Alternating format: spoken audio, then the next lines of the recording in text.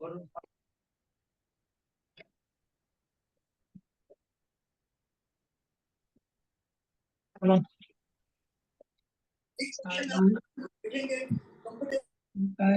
संयुक्तम नित्यं ध्यायन्ति योगिनः कांदम मोक्षदम चैव ओंकाराय नमो नमः।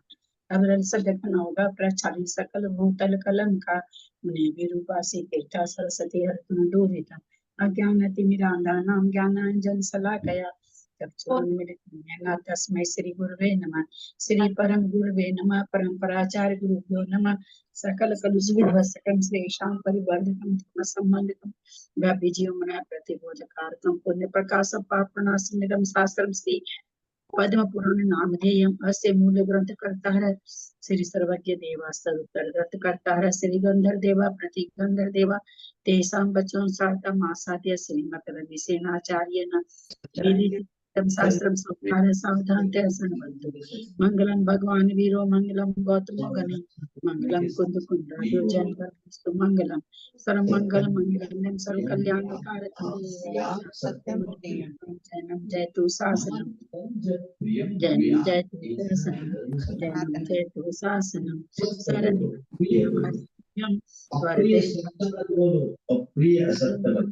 करिष्यामि सिद्धिर्भवति। संजीवनी माता की जय। परम पद्म पुराण ग्रंथ आचार्य की जय।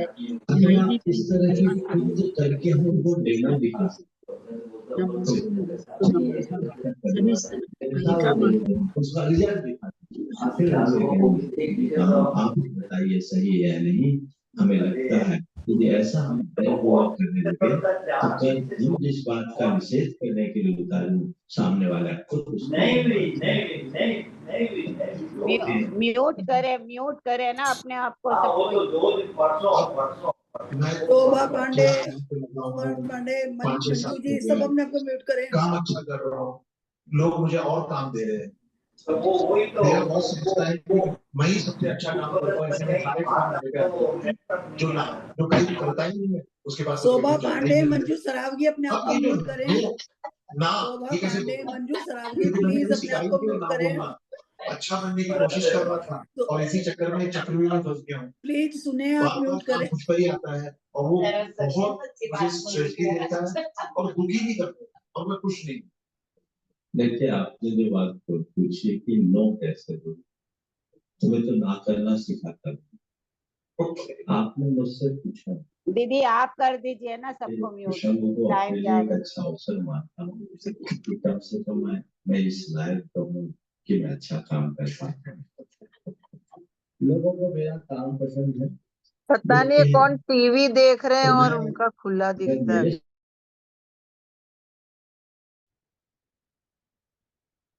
सरस्वती नमस्तुभ्यं वरदे कामरूपिणि विद्यारंभं करिष्यामि सिद्धिर्भवतु मे सदा। वात्सम जिनवानी माता की जय। परम मांगलिक ग्रंथ पद्म पुराण ग्रंथराज की जय। रविसेनाचार्य की जय। पढ़ाई पन्नालाल जी साहित्यकार की जय। अढ़ाई दीप में विराजमान सभी आचार्य उपाध्याय सर्व साधु के चरणों में नमोस्तु नमोस्तु नमोस्तु। सभी आरिका माता जी के चरणों में वंदामी वंदामी वंदामी। सभी चुल्लक चुल्लिका एलक के चरणों में इच्छामी इच्छामी इच्छामी। सभी प्रतिमाधारी के चरणों में वंदना वंदना वंदना। रूप में विराजमान प्रतिमाधारी के चरणों में वंदना। सभी पूजनों का सादर चरण स्पर्श सभी से सादर है जिन्हें सिद्धं संपूर्ण भव्यार्थं सिद्धे कारणम् उत्तमं प्रशस्त दर्शन ज्ञान चारित्र प्रतिपादनम् सुरेंद्र मुक्ताश्लिष्ट पद पद्मांशुकेशरम् प्रणमामि महावीरं लोकत्रितीय मंगलम् प्रणमामि महावीरं लोकत्रितीय मंगलम् प्रणमामि महावीरं लोकत्रितीय मंगलम्। बोलो महावीर भगवान की जय। राजेंद्र जी आ गए हैं क्या?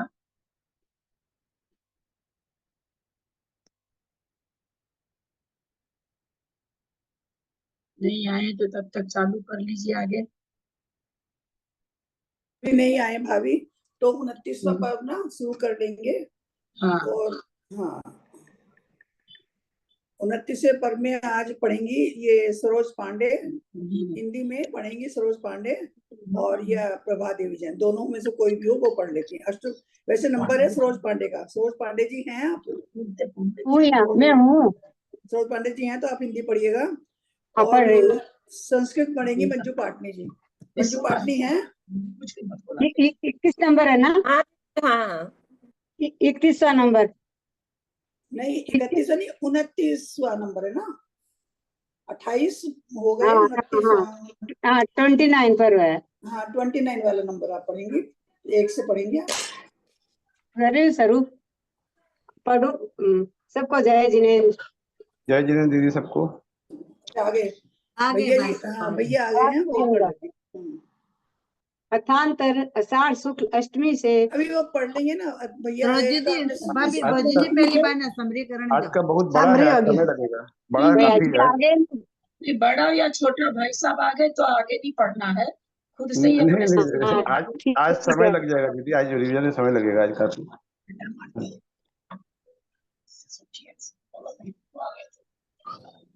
क्या मैं हो गया, मंगलाचरण हो गया? हाँ अच्छा, शुरू कर देता हूँ आज। हाँ। जब लोग आचार्य गुरुवर संभव सागर जी महाराज की जय। जब लोग आचार्य गुरुवर विद्यासागर जी महाराज की जय। आज हम लोग 28वें पर्व का रिवीजन करने जा रहे हैं, जिसमें रामचंद्र जी का सीता के साथ विवाह जो हुआ, कैसे विवाह हुआ, विवाह की कथा यहाँ पर दी गई है। बहुत ही रोचक कथा है और इस कथा में अनेक छोटी छोटी कथाएं भी, प्रेरणादायक कथाएं गर्भित हैं। तो यहाँ पर हमें पढ़ने को मिलता है 28वें पर्व में कि नारद जी ने कभी कौतूहलवश सीता को देखने की इच्छा की कि सीता, जिनकी सुंदरता का, जिनके सौंदर्य का इतना नाम सुन रहे हैं, वह सीता कैसी है, उसे एक बार वे देखना चाहते थे। और उसी कौतूहलवश जिन्हें सीता की देखने की लालसा थी तथा जिसका हृदय, जिनका अत्यंत शुद्ध अर्थात निर्विकार था और अन्य कोई उनके हृदय में कोई इच्छा नहीं थी, वे मात्र एक देखना चाहते थे। और इसी इच्छा से उन्होंने सीता के महल के भीतर प्रवेश किया।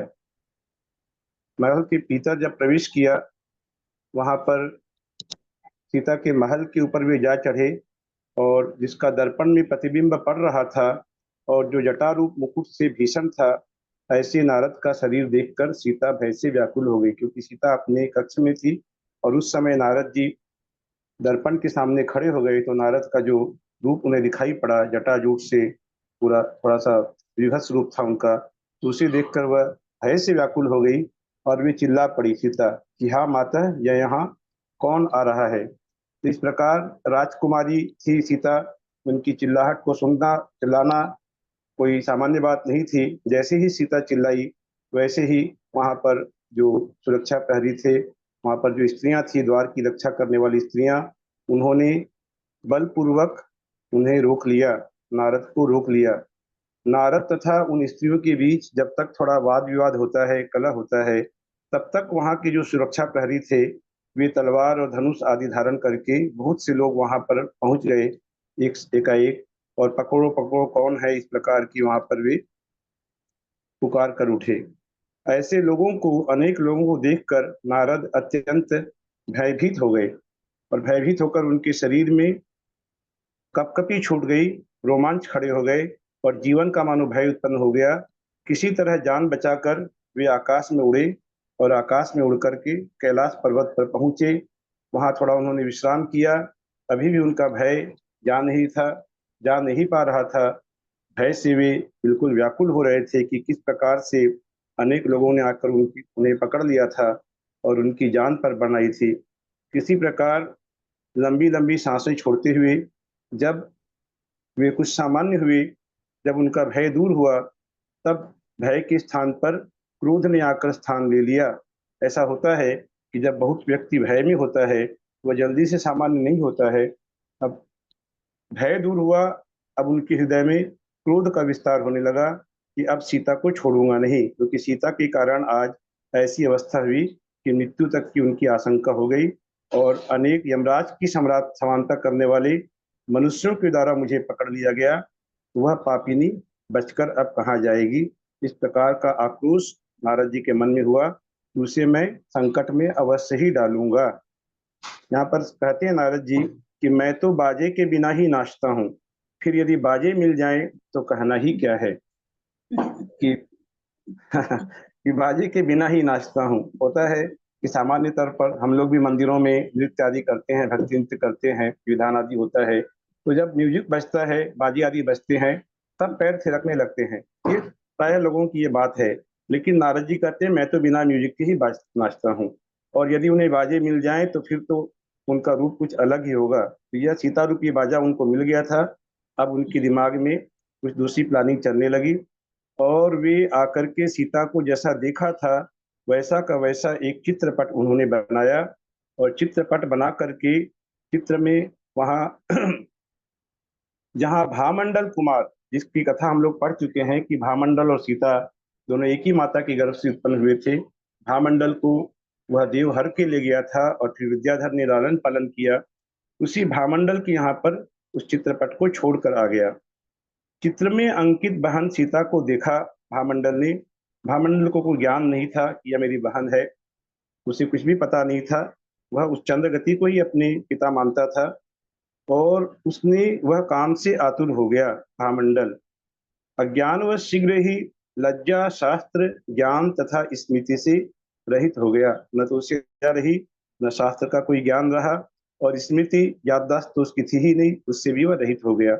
और सीता को चित्र को देखकर इस प्रकार से काम से आकुलित हुआ कि वह सब कुछ भूल गया। वह निरंतर शोक करने लगा, श्वासोच्छ्वास आदि छोड़ने लगा। अब उसे रात में नींद भी नहीं आती थी।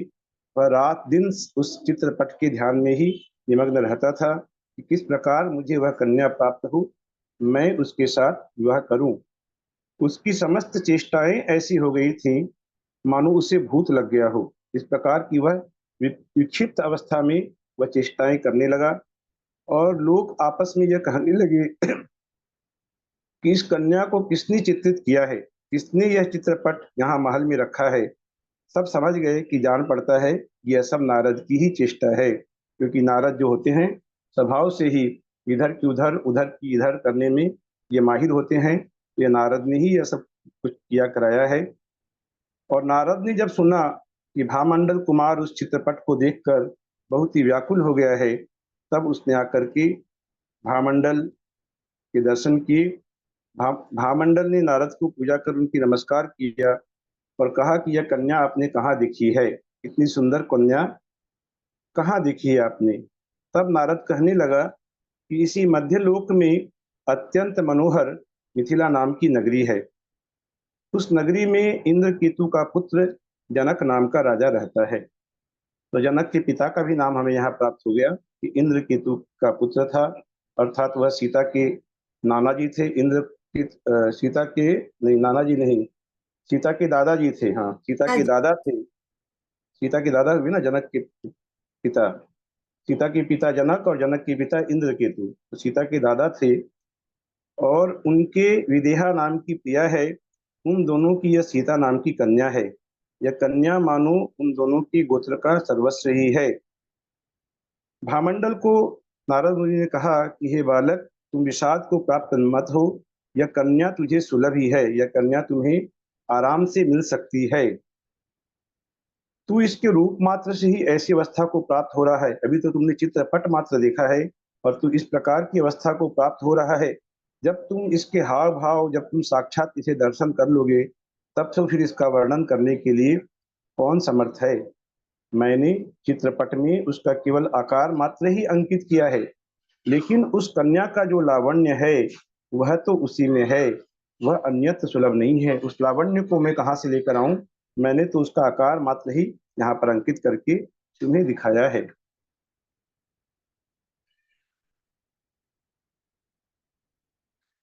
अब भामंडल काम से के बाणों से बुरी तरह ताड़ित हो गया, और भामंडल विचार करता है कि चूंकि मेरा मन काम से इतना आकुलित हो रहा है कि यदि मैं शीघ्र ही इस स्त्री रत्न को नहीं पाता हूं तो अवश्य ही जीवित नहीं रह सकूंगा। अर्थात उसके प्राण बचने भी मुश्किल थे यदि उसे सीता शीघ्र ही नहीं मिली तो। परम कांति को धारण करने वाली यह सुंदरी मेरे हृदय में स्थित है, फिर अग्नि की ज्वाला के समान संतप्त क्यों कर रही है। भामंडल कहता है कि सूर्य, यहाँ पर कथाकार कहते हैं, ग्रंथ आचार्य महाराज कहते हैं कि सूर्य सिर्फ बाहरी चमड़े को जलाता है, पर काम भीतरी भाग को जलाता है। यह एक सुक्ति वाक्य में प्राप्त हुआ कि सूर्य की तो अंदर में बाहर की तपन है, लेकिन अंदर की जो तपन है वह काम के अंदर में है, जो कि हमारे भीतरी भाग को जलाता है। इतना ही नहीं, सूर्य अस्त हो जाता है। सूर्य दिन भर तपता है, फिर शाम को अस्त हो जाता है, लेकिन काम कभी अस्त नहीं होता। यह काम व्यक्ति को दिन रात जलाता रहता है। तो इस समय तो ऐसा जान पड़ता है कि मेरे द्वारा दो ही वस्तुएं प्राप्त करने योग्य है, एक तो उस स्त्री रत्न के साथ समागम, और दूसरा काम के बाणों से मारा जाना। अर्थात भामंडल ने सोच लिया कि अब मेरे पास दो ही ऑप्शन बचे हैं, क्या तो उस स्त्री को प्राप्त करूं या फिर काम के बाणों से मैं मारा जाऊं। इस प्रकार निरंतर उसी का ध्यान करता हुआ भामंडल, उसे न भोजन में रुचि लगती थी, न शयन में रुचि थी, न महल में इतने बड़े वैभव बिखरे हुए थे, लेकिन महल में भी उसे कोई रुचि नहीं लगती थी, और उद्यान में कहीं भी वह अब धैर्य को प्राप्त नहीं हो रहा था। जब भामंडल के पिता को अपने पुत्र की इस विह्वल अवस्था का पता चलता है कि मेरा पुत्र किसी कन्या के रूप में आसक्त हो गया है और इसलिए उसकी ऐसी अवस्था हो रही है, वह सीता शब्द का उच्चारण करता हुआ बार बार उसी कन्या को देखता रहता है तथा वायु के वशीभूत हुए के समान नाना प्रकार की चेष्टाएं करता रहता है।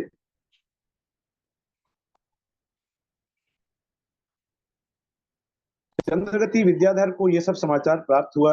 वह घबरा करके स्त्री के साथ आकर पुत्र से इस प्रकार बोला कि हे पुत्र, तू स्वस्थ चित्त होकर भोजन आदि की समस्त क्रियाएं करूं, मैं उस कन्या को करता हूं, उससे मैं खोज करता हूं, उसका मैं पता लगाता हूं। इस प्रकार पुत्र को सांत्वना देकर अब चंद्रगति विद्याधर कुछ विचार विमर्श कर रहा है अपनी स्त्री से, अपनी पत्नी से एकांत में विचार विमर्श कर रहा है कि हे आर्य, विद्याधरों की अनुपम कन्याएं छोड़कर हम लोगों का भूमि गोचरियों के साथ संबंध करना कैसे ठीक हो सकता है। क्या विद्याधरों में कन्याएं नहीं है? यहाँ भी एक से एक कन्याएं हैं, लेकिन अब हम भूमि गोचरियों के साथ जाकर किस प्रकार निवेदन करें कि भूमि गोचरी के घर जाना कैसे ठीक हो सकता है। याचना करने पर भी यदि उसने कन्या नहीं दी, उस समय मेरी मुख की क्या कांति होगी, कि मेरा मुख तो उतर जाएगा। कि भूमि गोचरी को से विद्याधर अपने आप को बहुत श्रेष्ठ समझते थे, और भूमि गोचरियों के पास जाकर निवेदन करना मानो विद्याधरों की एक प्रेस्टीज का यहाँ पर हो जाता है, कि उनकी प्रेस्टीज का इशू बन जाता है कि मैं कैसे जाकर के उनसे निवेदन करूं, किस प्रकार उसे याचना करूं। इस विषय में दूसरा कोई मार्ग नहीं दिखाई देता है। एक यही उपाय दिखाई देता है कि उस कन्या के पिता को ही किसी न किसी उपाय से यहाँ बुलाता हूँ। मैं उसके यहाँ नहीं जाऊंगा, बल्कि उसे ही यहाँ बुलाता हूँ। तब रानी ने उत्तर दिया कि हे नाथ, उचित और अनुचित तो आप ही जानते हैं, लेकिन इतना मुझे पता है कि आपकी हर बात मुझे बहुत अच्छी लगती है। ये रानी कहती है कि आप जो कहते हैं मुझे वह अच्छा लगता है। राजा ने एक उपाय सोचा। राजा ने चप्पलवेग नाम के भृत्य को, अर्थात अपने किसी सेवक को बुला करके उसके कान में सब कुछ प्लानिंग समझा दी कि क्या करना है। तो स्वामी की आज्ञा से संतुष्ट होकर चप्पलवेग शीघ्र ही मिथिला की ओर वहां बढ़ा, और वहां मिथिला नगरी में जाकर उस चप्पलवेग विद्याधर ने एक सुंदर घोड़े का रूप बनाया। वह इतना सुंदर घोड़ा था कि उसे देख करके वहां के लोग मोहित हो उठे। वह घोड़ा अत्यंत ऊंचा था, मन को अपनी ओर खींचने वाला था, और उस घोड़े के शरीर में अच्छे अच्छे लक्षण दीप्यमान हो रहे थे। उसके दक्षिण अंग में महान आवर्त थी। आवर्त कहते हैं नाभि के ऊपर में जो एक कुछ सल सी पड़ जाती है, उसे आवर्त कहते हैं। तो ये यहाँ कह रहे हैं कि दक्षिण अंग में उसके महान आवर्त थी। उसका मुख तथा उदर पृष्ठा बहुत बलवान था। वह घोड़ा, वह मायावी घोड़ा था। मायावी घोड़े का उसने वहां रूप बना लिया था। इस घोड़े के समान दूसरा कोई घोड़ा नहीं है। राजा के पास जब यह खबर पहुंचाई गई तो वहां कहते हैं कि हे राजन, आपने भी इतने समय तक क्या कभी ऐसा घोड़ा देखा है? हम तो समझते हैं कि सूर्य के रथ में भी इस घोड़े की समानता करने वाला घोड़ा नहीं होगा। कि सूर्य का जो रथ होता है, जिसके घोड़ा जिसे हाँकता है, वह घोड़ा भी इस घोड़े की समानता नहीं कर सकता। इस प्रकार की प्रशंसात्मक शब्द राजा के कान में पड़े। राजा ने सुना। तदनंतर उस विनयवान घोड़े को दोहरी रस्सी से बांधकर घुड़साल में ले जाया गया और वहां पर वह राजा की घुड़साल की शोभा बढ़ाने लगा। उस घोड़े की हर तरह के उपचारों से उसकी सेवा होने लगी। इस तरह से जिस दिन से घोड़ा पकड़ कर लाया गया था, वह घोड़ा घुड़साल में लाया गया था पकड़कर, उस दिन से 1 मास का समय बीत गया।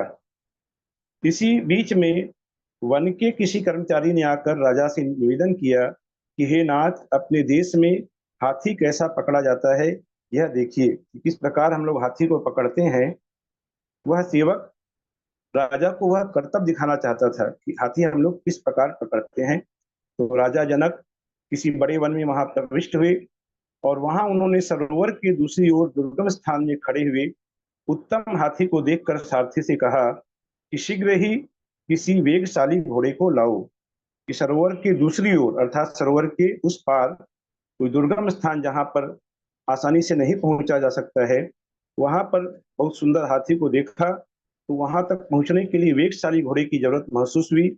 और ऐसे समय में उस घोड़े से बढ़कर दूसरा कोई घोड़ा राजा की घुड़साल में नहीं था। तो उस मायामयी घोड़े को लाया गया और राजा जनक के समीप खड़ा कर दिया गया। राजा जनक उस घोड़े पर सवार हुए नहीं थे। वह घोड़ा उन्हें लेकर आकाश में आनंद फानंद में उड़ गया और 9 2 11 हो गया।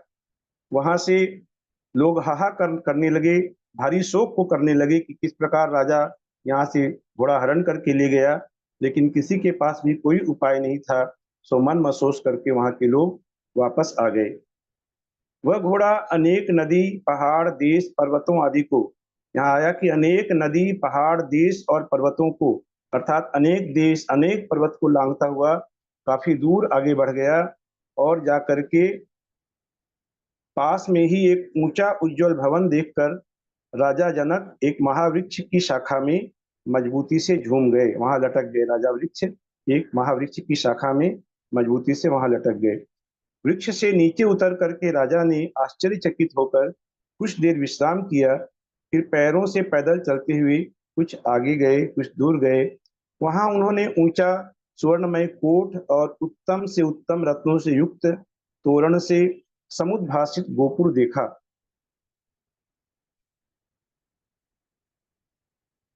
जिनके शिखर संध्या के बादलों के समान सुशोभित थे, जो गोलाकार में स्थित थे तथा जो भवनों की राजा की सेवा करते हुए के समान जान पड़ते थे, ऐसे महलों को भी राजा जनक ने देखा।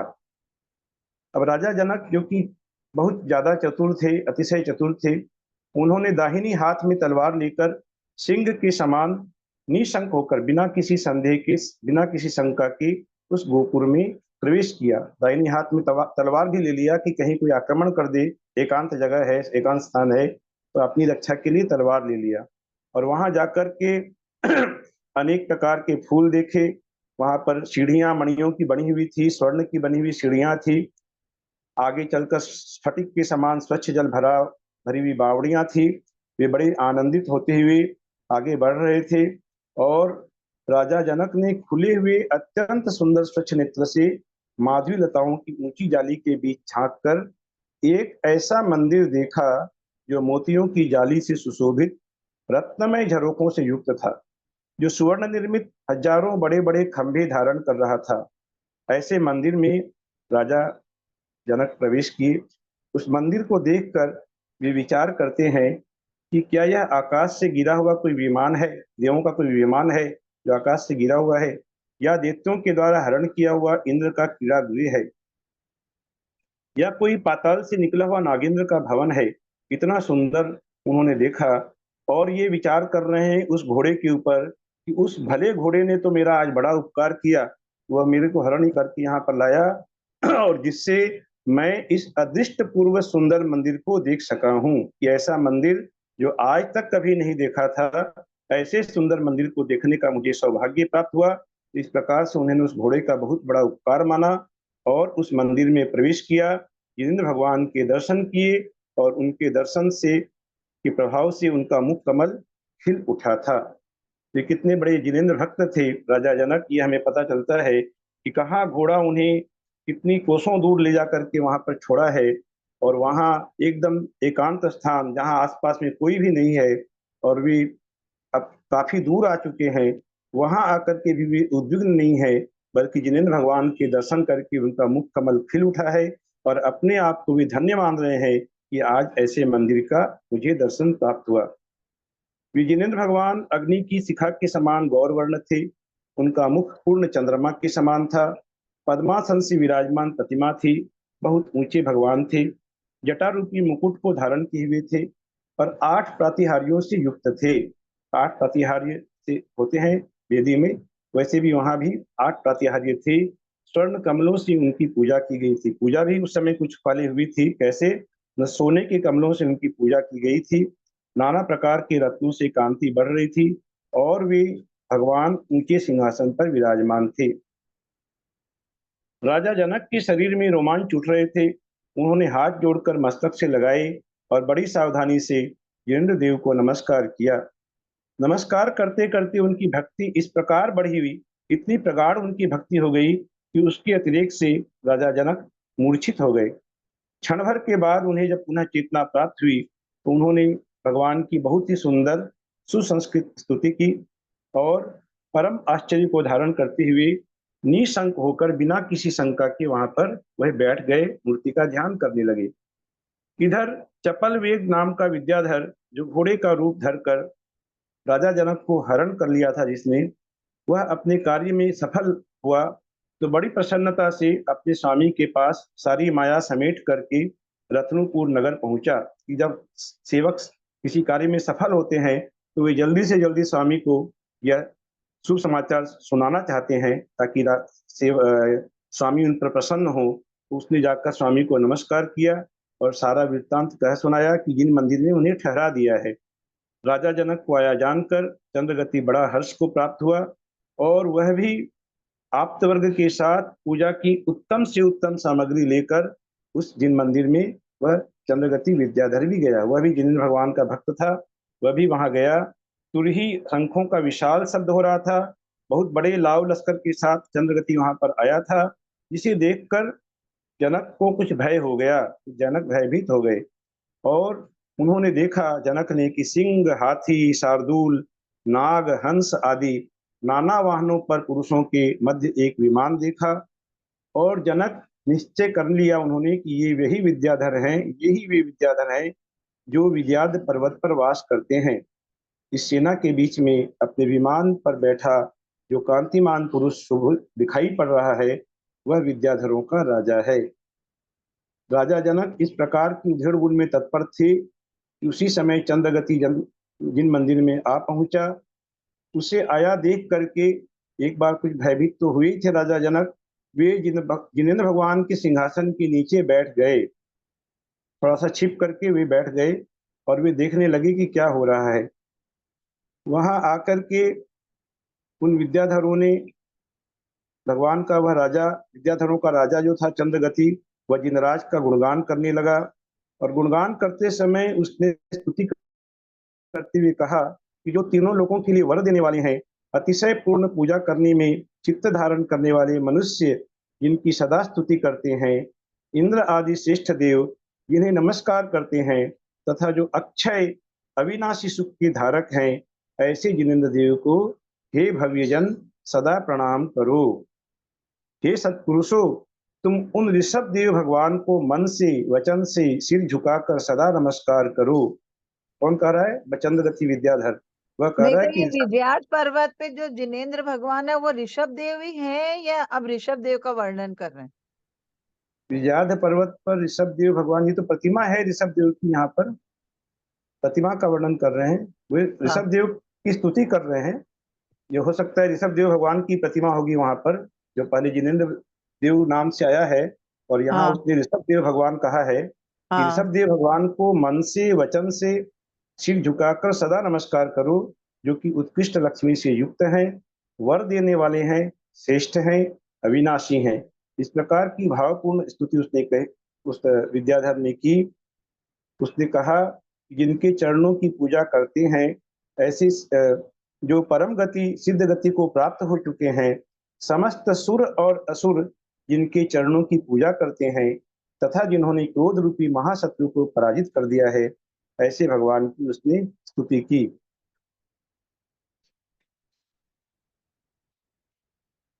और वह कह रहा है स्तुति करते हुए कि जिनका शरीर उत्तम लक्षणों से युक्त है, जिन्होंने समस्त मनुष्यों के समूह को नम्रीभूत कर दिया है और जिन्हें नमस्कार करने मात्र से भक्तों का भय नष्ट हो जाता है। यह भी बहुत अच्छी बात हमें यहाँ पर मिली है कि जिनेंद्र भगवान की को नमस्कार करने से ही भक्तों का भय नष्ट हो जाता है। हे भव्यजन, तुम इन जिनेंद्र देव को प्रणाम करो जो कि अनुपम गुणों की धारण करने वाले हैं।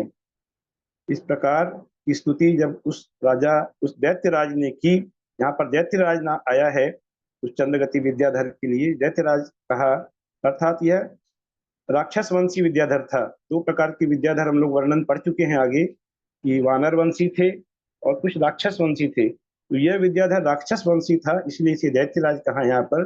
तो उसको स्तुति करते हुए देखकर राजा जनक भय छोड़कर जिनेंद्र देव की सिंहासन के नीचे से बाहर निकल आया।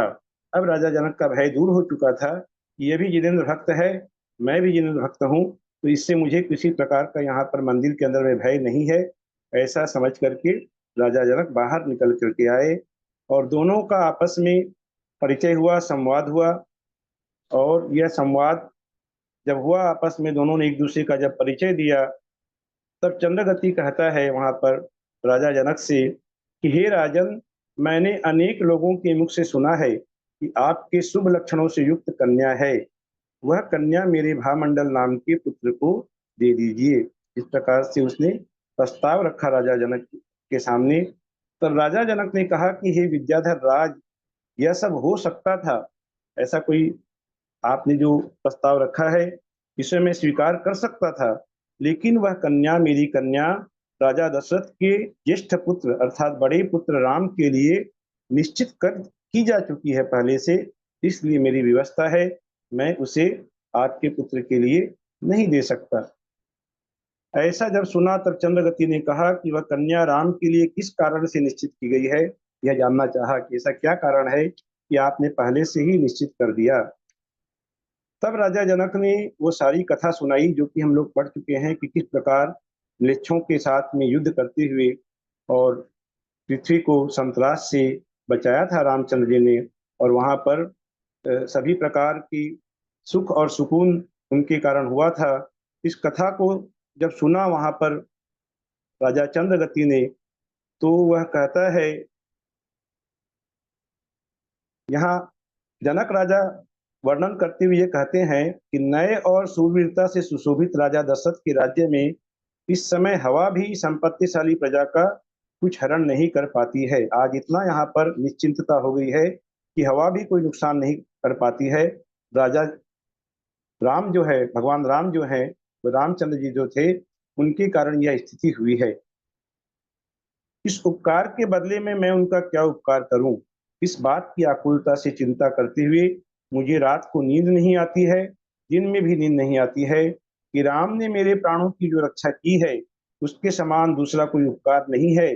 इसी जो महान उपकार से दबा हुआ है तथा स्वयं भी कुछ प्रत्युपकार करने में असमर्थ है, तो इसीलिए मैंने अपनी पुत्री को ऐसे पराक्रमी के साथ ही देना संकल्पित किया है। यह जब कथा सुनी विद्याधरों ने तो उनके मुखों पर अंधकार छा रहा था, हवाइयां उड़ रही थी। वे तो बड़ी आशा लेकर के आए थे कि राजा दशरथ बड़े प्रसन्न होकर के हमारे प्रस्ताव को स्वीकार करेंगे, लेकिन जैसा ऐसा नहीं हुआ। तो विद्याधर ने कहने लगे, वे विद्याधर कि अहो, तुम एक साधारण मनुष्य हो, तुम्हारी बुद्धि ठीक नहीं है। राम ने म्लेच्छों को पकड़ा है, इससे क्या हुआ? उनको तो क्षुद्र मनुष्य भी परास्त कर सकते हैं, फिर क्यों तुम बुद्धिमान होकर उस भूमि गोचरी की इस प्रकार से हमारे सामने प्रशंसा कर रहे हो? म्लेच्छों को निकालने मात्र से तुम राम की स्तुति कर रहे हो, तो यह उनकी स्तुति नहीं बल्कि यह निंदा है, यह बड़ी हंसी की बात है। वे कहते हैं आगे कि बालक की, यहाँ बालक की होगा, श्लोक नंबर 143, पेज नंबर 34 निकालेंगे। 34 में बालक की लिखा हुआ है, इसे बालक की पढ़ेंगे हम लोग कि बालक की विष फल में, दरिद्र की वैर आदि तुच्छ फलों में और कव्य की सूखे वृक्ष में प्रीति होती है। तो कहना पड़ता है कि प्राणी का स्वभाव कठिनता से छूटता है। इसलिए तुम भूमि गोचरियों का खोटा संबंध छोड़कर इस समय विद्याधरों की राजा के साथ संबंध करो। कि तुम भूमि गोचरियों के साथ में उस प्रकार से संबंध स्थापित करने की मत सोचो कि जिस प्रकार कोई बालक विष फल में प्रीति करता है, कोई दरिद्र है वह बैर आदि जो तुच्छ फल होते हैं, बैर आदि छोटे छोटे फल, उन तुच्छ फल में ही वह प्रीति करता है, और कौवा सूखे वृक्ष में प्रीति करता है। उस प्रकार तुम इस प्रकार की प्रीति नहीं करके हम जो उच्च कुल वाले, हम जो उच्च बहुत श्रेष्ठ विद्याधर हैं, ऐसे विद्याधरों के राजा के साथ संबंध करो। कि महासंपत्तिवान देवों के समान हम आकाश में चलने वाले कहाँ तो विद्याधर हैं, और कहाँ ये दुखी क्षुद्र भूमि गोचरी हैं। तुम भी कहाँ राम का नाम लेकर के बैठ गए।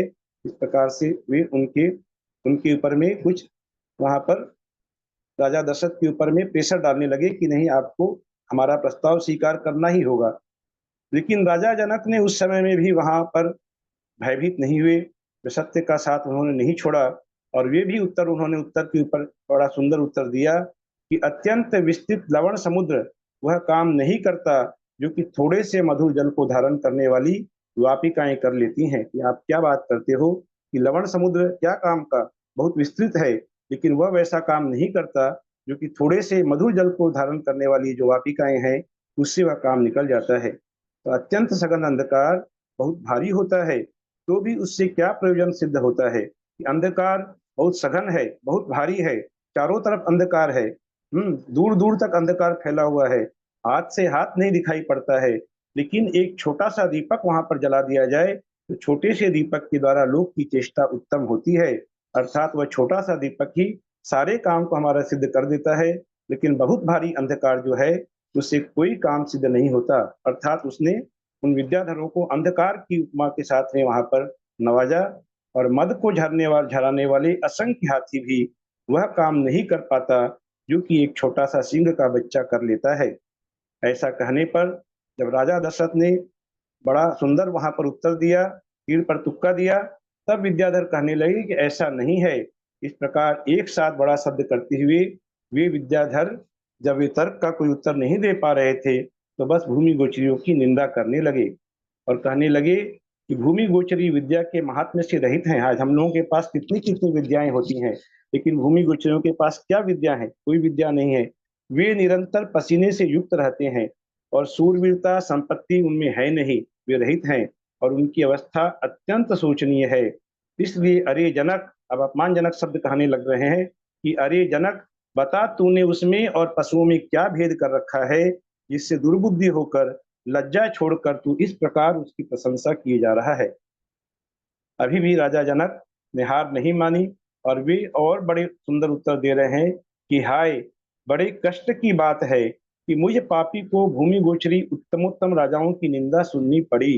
कि आज आप लोग सबको एक साथ हैं, मैं अकेला हूं, और मुझे ऐसे उत्तम राजा जो हैं उनकी निंदा सुनना पड़ रहा है। तो क्या त्रिजगत में प्रसिद्ध तथा लोक को पवित्र करने वाला भगवान ऋषभ देव का वंश इनके कर्ण गोचर नहीं हुआ? आप भूमि गोचरियों की इतनी निंदा कर रहे हैं, लेकिन भगवान ऋषभ देव जो कि पहले तीर्थंकर हुए हैं, उनका वंश क्या था? वे भी भूमि गोचरी ही थे। त्रिजगत के द्वारा पूजनीय तीर्थंकर चक्रवर्ती नारायण बलभद्र जैसे महापुरुष ये सब कहाँ उत्पन्न होते हैं? तीर्थंकर हैं या जितने भी सलाका पुरुष हैं, ये सब भूमि गोचरियों में ही उत्पन्न होते हैं। तो ऐसी भूमि निंदनीय कैसे हो सकती है? हे विद्याधरों, कहो, विद्याधरों की भूमि में पुरुषों को पंच कल्याणकों की प्राप्त होना, क्या आप लोगों ने सपने में भी कभी देखा है कि पंच कल्याणक होते हैं आपकी भूमि में?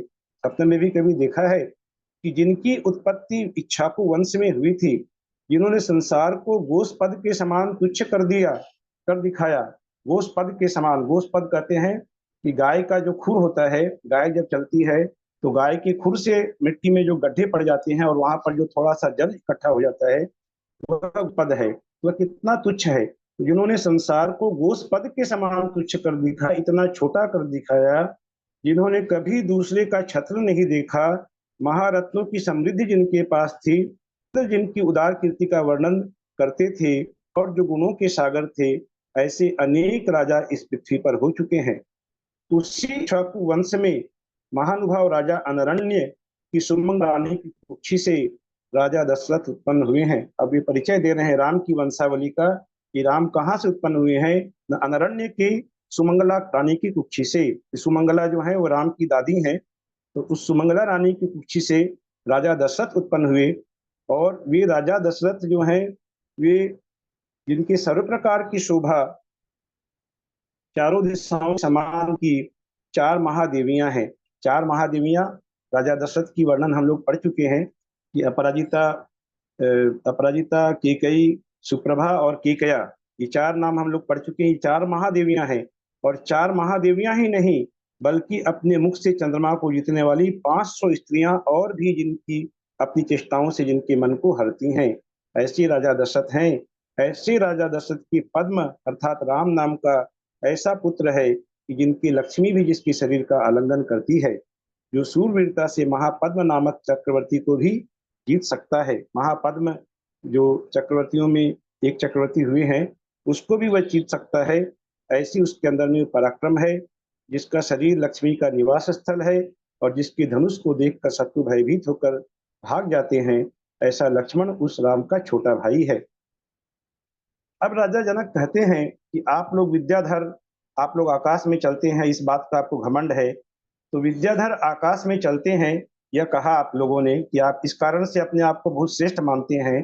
तो आकाश में तो कौवे भी चलते हैं, तो क्या कौवे को भी हम लोग श्रेष्ठ मान लें? क्या उसमें भी किसी विशेषता को मान लें? यहाँ गुणों का मन लगाना चाहिए, गुणों का विचार करना चाहिए, गुणों की पूजा होती है। आप लोगों की ये जो विद्याएं हैं इंद्रजाल में, उसी इंद्रजाल कह करके तुच्छ माना कि इस इंद्रजाल में क्या सार रखा है। ऐसा वहां पर जब राजा जनक ने कहा तब विद्याधर बिल्कुल निरुत्तर हो गए, कोई भी उत्तर नहीं दे पाए। लेकिन हठ धर्मिता उनके अंदर में विद्यमान थी कि उन्हें तो किसी प्रकार सीता चाहिए। तो एकांत में बैठकर उन्होंने पहले सलाह की, आपस में सलाह मशविरा किया और फिर कहा कि हे जनक, तुम कार्य करना नहीं जानते, तुम्हारा मन सिर्फ एक ओर ही लग रहा है। राम और लक्ष्मण उत्कृष्ट हैं, इस प्रकार की पूर्वाग्रह से तुम ग्रस्त हो। इस गर्जना को तुम व्यर्थ ही धारण कर रहे हो। यदि मेरे इस कहने में कुछ संशय है तो उसने एक शर्त रखी वहां पर कि राम को सीता तभी मिल सकती है।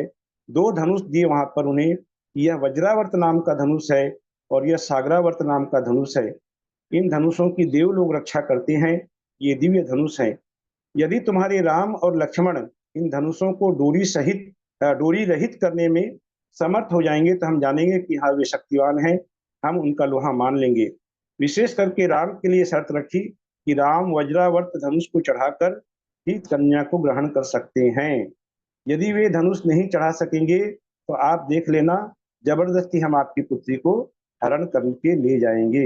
इस प्रकार की कठोर शर्त वहां पर जनक के सामने रख दी।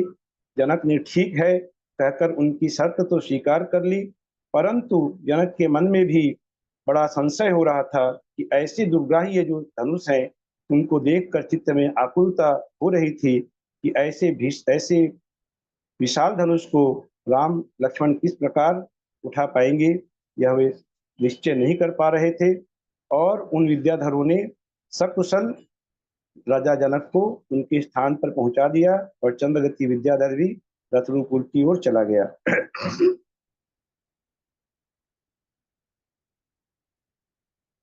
अब राजा जनक इस चिंता के अंदर में, अब चिंता उन्हें खाई जा रही थी। वहां पर उन्होंने शर्त तो स्वीकार कर ली, लेकिन वह चिंता थी कि किस प्रकार से यह कार्य सिद्ध हो सकेगा। और राजा जनक की जो मुख कांति थी वह बहुत मलिन हो रही थी। यह देख करके रानी विदेहा ने, उनकी रानी विदेहा जो है मुख्य रानी, उसने कहा कि हे कामिन, आप कहाँ गए थे और वहाँ कैसी कैसी कामिनी आपने देखी है जिसके वियोग से इस अवस्था को प्राप्त हुए हैं? किस कामिनी से आपका वहां पर संवाद हुआ है जिसके कारण आप ऐसी शोचनीय दशा को प्राप्त हो रखे हैं? वह कौन पापी स्त्री है अथवा स्त्री के योग्य गुणों से रिक्त है जो इस तरह काम से संतप्त आप हो रहे हैं और आप पर वह दया नहीं करती? वह कुछ दूसरा ही सोच रही है रानी कि मेरे पति जो हैं किसी सुंदरी के याद में वे विवल हो रहे हैं। इस प्रकार वह सोचती हुई कहती है कि आप मुझे बतलाइए, मैं उसे ले आकर आ जाऊं, क्योंकि आपके दुख से मुझे तथा समस्त लोगों को बहुत दुख हो रहा है। आप इतने दुखी हो रहे हैं इसलिए यहाँ पर कोई भी प्रसन्न नहीं है। सभी बड़े चिंताग्रस्त हैं कि आपकी अवस्था क्यों हो रही है। उस पाषाण हृदय ने आपको क्यों नहीं चाहा है, आपके अंदर में क्या कमी उसे दिखाई दी है, मैं जाकर के उसे लेके आती हूँ। और यदि शरीर है तो अनेक स्थितियां हो जाएंगी, आप उठिए और समस्त क्रियाओं का सेवन कीजिए। इस प्रकार से रानी ने राजा को उचित सलाह दी। यहाँ पर देखिए, जो उस समय में रानियां जो थी उनमें डाह नहीं होता था कि राजा अनेक रानियों से विवाह करते थे, लेकिन यह वहां पर राजाओं का वैभव था। और राजा की जो रानी थी, वे रानियां प्रसन्न होती थी कि हमारे पति जो हैं वो इतने वैभवशाली हैं, उनके पास इतनी रानियां हैं। यह उस समय की विशेषता थी। तो इसीलिए उसने कहा कि मैं उसे लेके आती हूँ, आप में उसे क्या कमी दिखाई पड़ी। विदेहा के ऐसे कहने पर राजा ने अपनी प्रिय वल्लभा से कहा कि यह कारण नहीं है जो तुम समझ रही हो, कारण दूसरा ही है। और सारी बात उसने जो की त्यों कह सुनाई कि ऐसी शर्त मुझे वहां पर माननी पड़ी कि कर्म के प्रभाव से समझो अथवा भय से समझो, बंधन अवस्था को प्राप्त हुए मुझ मंदभाग्य ने उसकी यह शर्त स्वीकार कर ली। क्या तो कर्मों का प्रभाव है या भय के कारण मैं उस समय बंधन अवस्था में था, अकेला था वहां पर निर्जन स्थान में, और वे बहुत सारे लोग थे, वे मुझसे बहुत ज्यादा शक्तिशाली थे, तो मैंने वह शर्त स्वीकार कर ली। समुद्रावर्त नामक दूसरे धनुष के साथ उस धनुष को उग्र विद्याधर लेकर आए हैं, और ये दोनों धनुष जो नगर के बाहर स्थित है, वह धनुष वज्राग्नि के समान है तथा तेज के कारण उसकी ओर देखना भी कठिन है। इसलिए मैं समझता हूँ कि उसे तो इंद्र भी उसे डोरी रहित करने में समर्थ नहीं हो सकेंगे, डोरी सहित करने में समर्थ नहीं हो सकेंगे। ऐसा सोच करके यही कारण है कि मैं बहुत चिंता से ग्रस्त हो रहा हूँ कि वे मेरी कन्या को इस प्रकार हर कर ले जाएंगे जिस प्रकार पक्षी किसी शिगाल के मुख से मांस की डली को हर ले जाते हैं। जब कोई शिगाल मांस की डली को लेकर उड़ता है और कोई दूसरा पक्षी अनायास से उसकी डली को हरण करके ले जाता है, ऐसी अवस्था मेरी कन्या की भी होगी। भैया जी, और आप इस हाँ जी, समुद्रावर्त अलग धनुष है क्या? यहाँ नाम हाँ दूसरा है ना? समुद्रावर्त एक समुद्रावर्त समुद्रावर्त यहाँ है। एक सागरावर्त है, एक वज्रावर्त है, 3 हो गए ना? तो सागरावर्त कोई समुद्रावर्त कहा ना, सागरावर्त या समुद्रावर्त एक ही है। अच्छा, हाँ, ओके ओके। एक ही है ना। वो दोनों एक ही, सागरावर्त कहें या समुद्रावर्त कहें वो एक ही बात है। धनुष दो ही है, तीन नहीं है वहां पर। कि राम के लिए शर्त थी कि राम को वज्रावर्त धनुष उठाना होगा, ये विशेष करके राम के लिए शर्त थी वहां पर। तो जनक ने जब ये सारी कथा सुनाई, सारा वृत्तांत सुनाया, तो अब तो विदेहा भी बहुत भयभीत हो गई और काफी दुखी हो गई। उसे अपनी उस अपहरित बालक का स्मरण हो आया कि जो जन्म होते ही देव जिसे हरण करके ले गया था, और वह बहुत ही शोक करने लगी कि हे नाथ, मैंने देव का कैसा उल्टा अपकार किया होगा जिससे वह पुत्र के द्वारा संतुष्ट नहीं हुआ। देव का कैसा उल्टा अपकार किया, अर्थात होनहार का कैसा उल्टा उपकार किया कि मेरे पुत्र को लेकर भी वह संतुष्ट नहीं हुआ, अब मेरी कन्या को हरने के लिए उद्यत हुआ है, अर्थात मेरी कन्या भी अब तो मेरे पास से निकल जाएगी। कि मैं पापिनी जब तक एक दुख का अंत नहीं प्राप्त कर पाती हूँ, तब तक दूसरा दुख आकर उपस्थित हो जाता है। राजा जनक भी शोक से आकुल थे। उन्होंने जब देखा कि विदेहा भी इस प्रकार से रुदन कर रही है, तब राजा ने कहा कि रोना व्यर्थ है, निश्चय ही पूर्व जन्म में अर्जित कर्म ही समस्त लोक को नचा रहा है।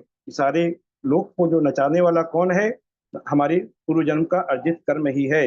यही कर्म जो है, यही सबसे बड़ा नर्तकाचार्य है, इसके कारण ही मनुष्य की इस प्रकार की स्थिति होती है।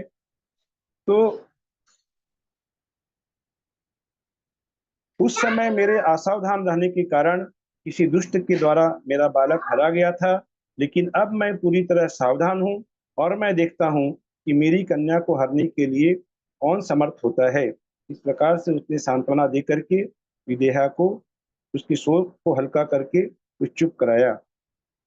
अब यहाँ पर स्वयंवर रचा गया है सीता का, और उस स्वयंवर में जो एक वृद्ध कंचुकी है वह आकर के सबसे परिचय करा रहा है सीता का। कंचुकी कहते हैं जो रानियों की जो निवास होता है, उस निवास में जो देखभाल करने वाला जो वृद्ध व्यक्ति होता है, उसे उसमें वृद्ध व्यक्तियों को ही रखा जाता है, तो उसे कंचुकी कहते हैं।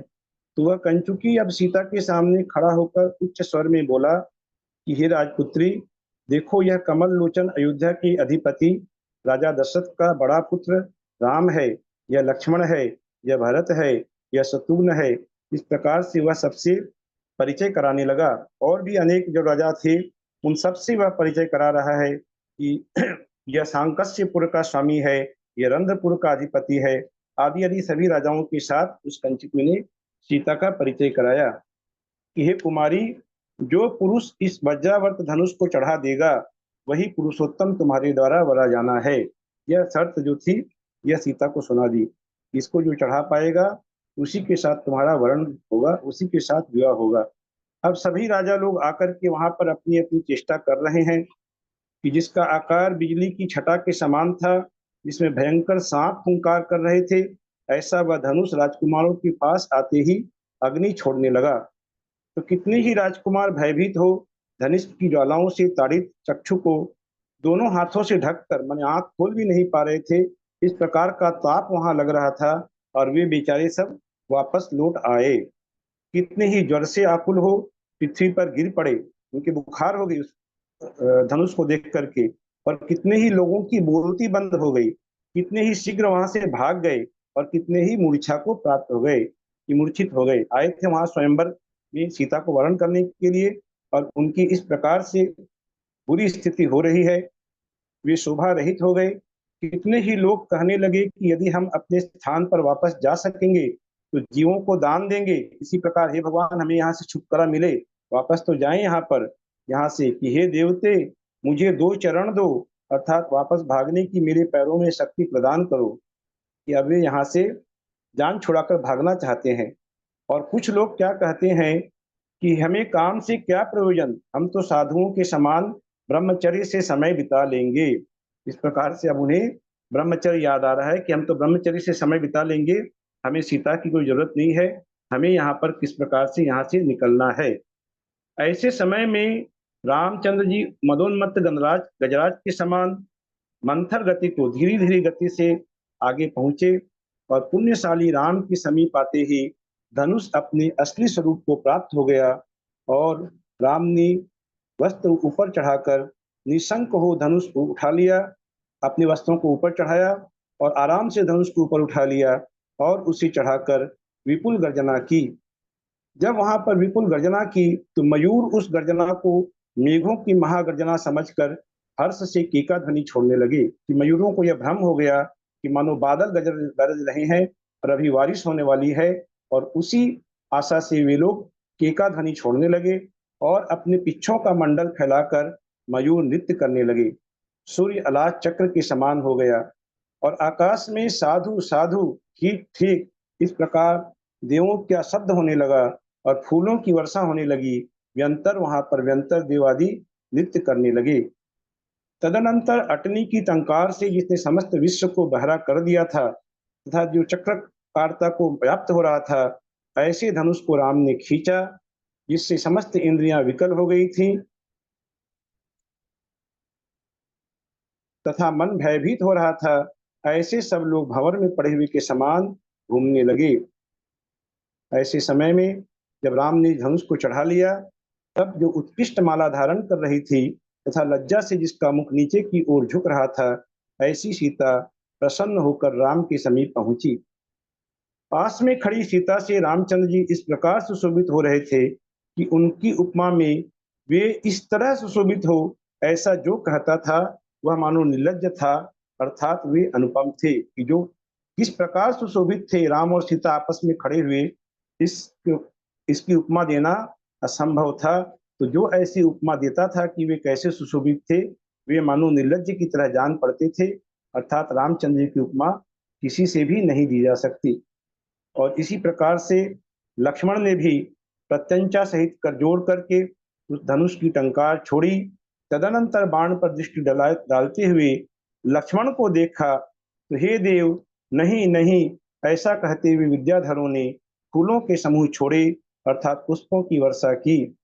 जिसकी डोरी से विशाल शब्द हो रहा था, ऐसे धनुष के खींचकर फिर उतारकर बलवान लक्ष्मण जी रामचंद्र जी के समीप ही बड़ी विनय के साथ आकर लक्ष्मण भी बैठ गए। तो लक्ष्मण ने भी उस धनुष को उठा लिया, जो कि सागरावर्त जिसका आपने नाम क्या दिया। बताया, राम को किस चीज से उपमा दी?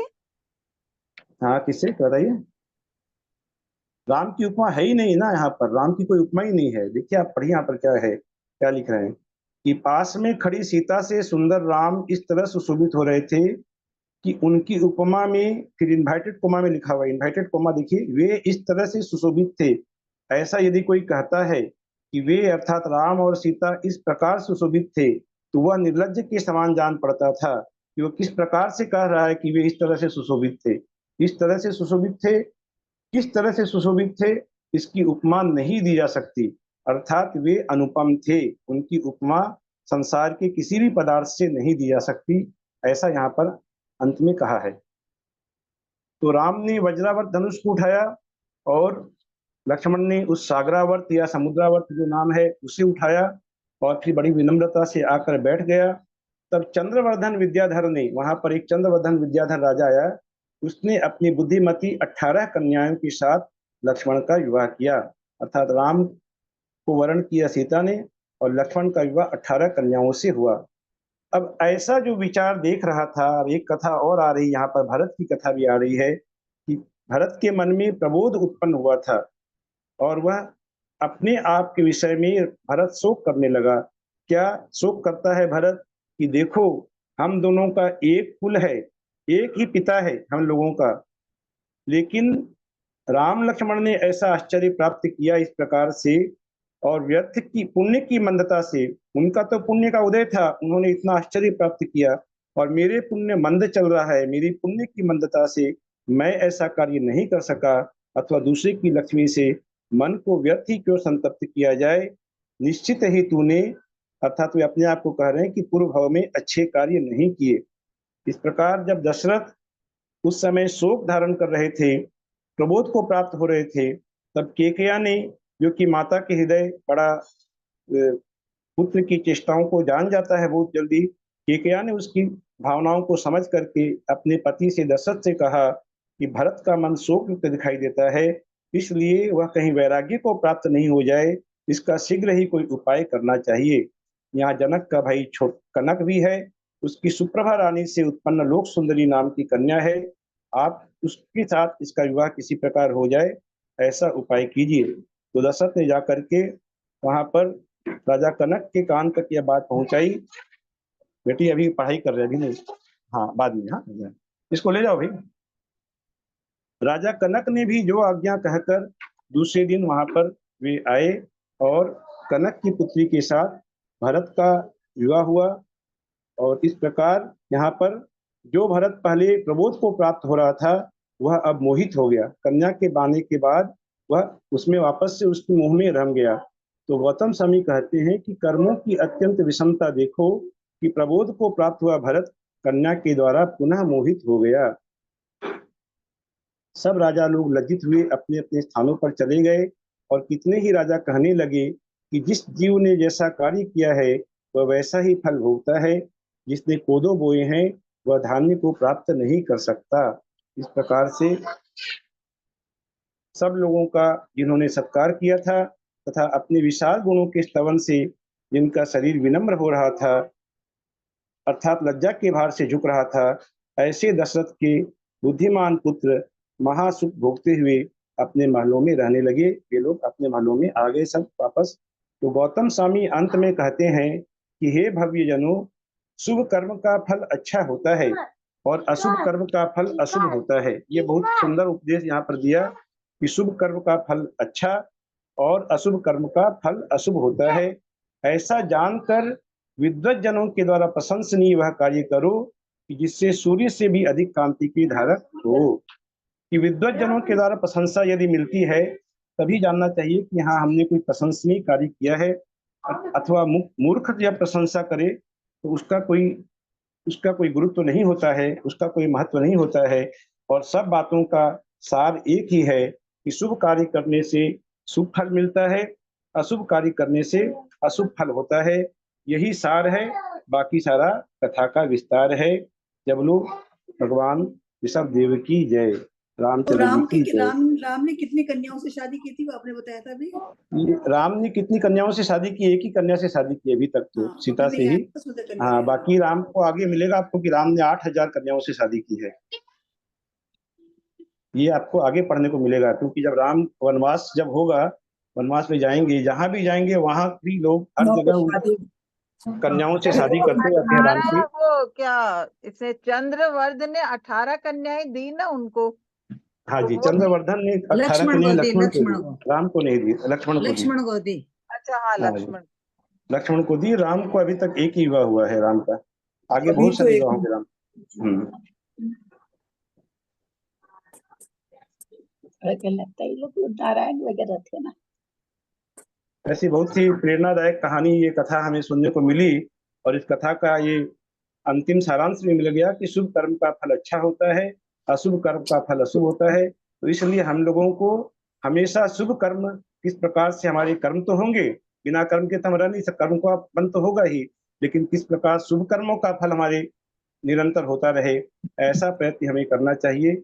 यह उपदेश यहाँ पर आचार्य महाराज हमें देते हैं। बहुत बहुत भाई साहब धन्यवाद। बहुत अच्छा समरी कर देते हैं, पूरा एकदम एक एक अक्षर बता देते हैं। नहीं, अच्छा तो सुंदर, करीबन बहुत अच्छी। 50 के आसपास लोग जुड़े हुए हैं, सारे 47 अच्छा, लोग जुड़े। हाँ, नहीं, 48 50 जुड़े से हुए हैं नहीं, 50 से पहले 50 से। हाँ, बहुत ही सुंदर समरी सुनने के लिए सब जुड़ गए। इतना अच्छा बताते हैं ना आप। ये कथा है, देखिए ऐसी कथा है कि चित्त रम जाता है। ये सब कथा है, भगवान की कथा है, पूज्य पुरुषों की कथा है।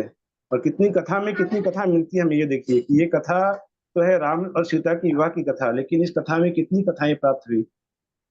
यहाँ पर कितना, यहाँ पर हमें प्रेरणा मिली है कि वहाँ जनक अकेले हैं, वहाँ अकेले जाकर के वहाँ पर जिनेंद्र देव के मंदिर का दर्शन किया और अपने आप को भाग्यशाली समझा, वहाँ निर्जन स्थान में जाकर के भी, और सत्य का साथ नहीं छोड़ा, अंत तक वे सत्य बात कहते रहे। ये सब प्रेरणाएं यहाँ पर इन कथाओं के द्वारा हमें प्राप्त होती हैं कि कितना भी हमारे ऊपर दबाव हो, हमें सत्य का साथ नहीं छोड़ना चाहिए। यदर्थमात्र पदवाक्यहीनं मया प्रमादादि किञ्चनोक्तं तन्मे क्षमित्वा विदधातु देवी सरस्वती केवलबोधलब्धिं। बोधि समाधि परिणाम शुद्धि स्वात्मोपलब्धि ईशोक्तिसिद्धि। चिन्तामणिं चिन्तितवस्तुदाने तां मन्यमानस्य ममास्तु देवी। जावाणी के ज्ञान ते सूझे लोकालोक, सुवाणी मस्तक लही सदा दीत हो धूप। हे जिनवाणी भारती तो ही जपू दिन रैन, जो तेरा शरणा गही सो पावे सुखी चैन। देव भजो अरिहंत को गुरु से हो निर्ग्रंथ, दया धर्म पालू सदा यही मोक्ष का पंथ। बोलो दासांगी वाणी माता की जय। सर्गम करुण्य हम। भाई साहब को जय जिनेंद्र, सभी को जय जिनेंद्र। भाई साहब को प्रणाम।